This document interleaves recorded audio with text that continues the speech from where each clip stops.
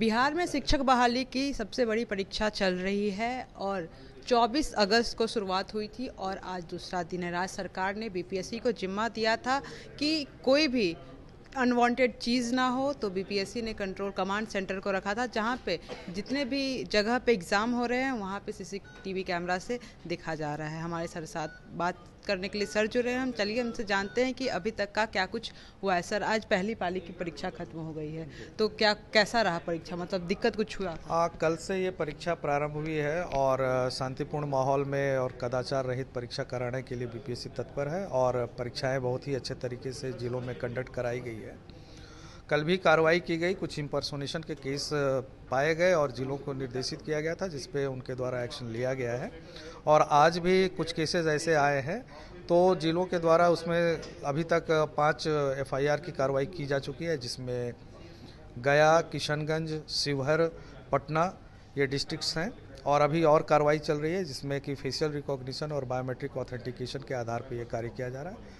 और आप देख ही रही है कि पूरा कंट्रोल एंड कमांड रूम हमारा इस्टेब्लिश्ड है, जिसमें पूरे बिहार के 38 जिला के हर परीक्षा केंद्र के हर परीक्षा कक्ष को हम लोग यहाँ से देख सकते हैं और रिपोर्ट किया जा रहा है। और धीरे धीरे इस पर सारी प्रूफ के साथ कार्रवाई भी की जाएगी। और अभी तक काफ़ी कार्रवाइयाँ की गई हैं और कल तक ये एग्ज़ाम है। हम लोग उम्मीद करते हैं कि पूरे एग्ज़ाम शांतिपूर्ण और कदाचार रहित तरीके से हम लोग संपन्न कराने में।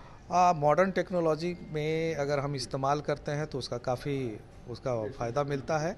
और ये कमांड एंड कंट्रोल रूम आप कहें तो इसमें सिर्फ सीसीटीवी नहीं है, इसमें जो बायोमेट्रिक ऑथेंटिकेशन का कार्य किया जा रहा है उसमें ओएमआर शीट की स्कैनिंग हो रही है, क्यूआर कोड की स्कैनिंग हो रही है और साथ में फेशियल रिकॉग्निशन जो एआई के माध्यम से किया जाता है, उस तकनीक का भी इस्तेमाल किया गया है, जो बिहार में इतने लार्ज स्केल पे हमें लगता है पहली बार हुआ है। और इसका काफ़ी फ़ायदा हुआ है और यहाँ से इम्पर्सोनेटर बहुत ही स्पष्ट हो जा रहे हैं। कुछ इम्पर्सोनेटर्स ऐसे पाए गए जो सिवान में थे कल और आज पटना में पाए गए हैं और कई इम्पर्सोनेटर्स दूसरे के बदले में बैठे हुए, तो उन सबों पर कार्रवाई की गई है और साथ साथ उन्हें एफआईआर के साथ कदाचार अधिनियम में भी बुक किया गया है और उन्हें बीपीएससी की परीक्षाओं से 5 वर्षों के लिए भी डिबार्ड किया जाएगा। इसमें प्रयास ये था कमीशन के द्वारा कि जो 24 और 25 की परीक्षाएं थी, करीब 13,500 दिव्यांग टोटल इस एग्ज़ाम में थे और उसमें से 6,000 दिव्यांग के द्वारा स्क्राइब लिया गया था।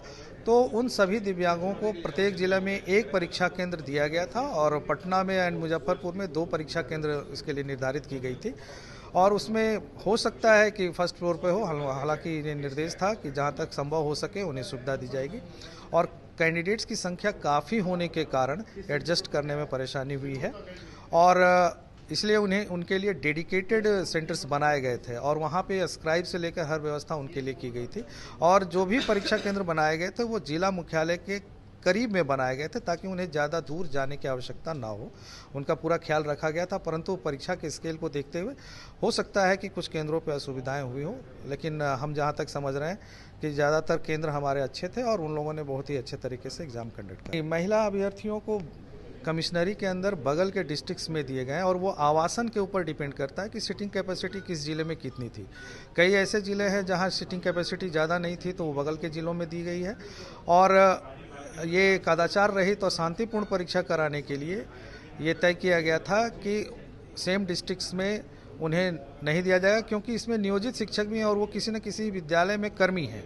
तो इस प्रकार से कहीं ना कहीं जो अन्य अभ्यर्थी हैं उन्हें डाउट हो सकता था और अनावश्यक रूप से एक लॉ एंड ऑर्डर का सिचुएशन भी क्रिएट हो सकता था। इसलिए महिला अभ्यर्थियों को जस्ट बगल के ज़िलों में दिया गया है।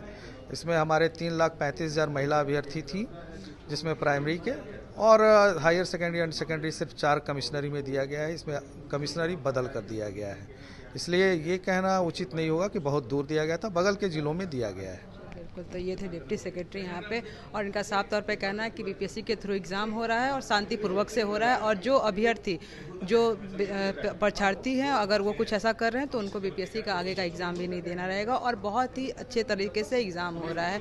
कल आखिरी दिन है एग्ज़ाम का, देखना लाजमी रहेगा क्या कुछ होता है। बने रही कशिश न्यूज़ के साथ, मैं काजल सर्विस।